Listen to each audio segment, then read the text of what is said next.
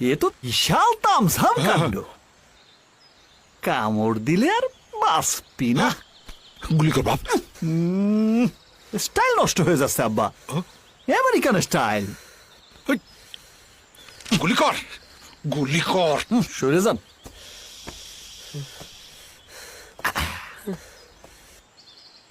ওই যে গুলি কর, গুলি কর, ওই যে সাপ।